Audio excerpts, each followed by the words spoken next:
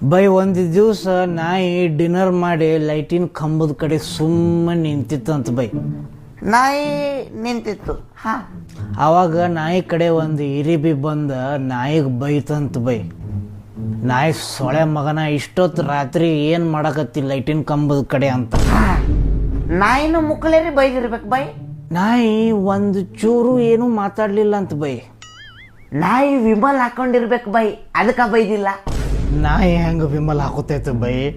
ನಾಯಿ ನಾಲ್ಕು ಕಾಲ ಮೇಲೆ ನಿಂತಿರ್ತೈತಿ, ಮತ್ತು ಹೆಂಗೆ ಅಳಿಗಾಡಿಸ್ತೈತಿ ವಿಮಲ್?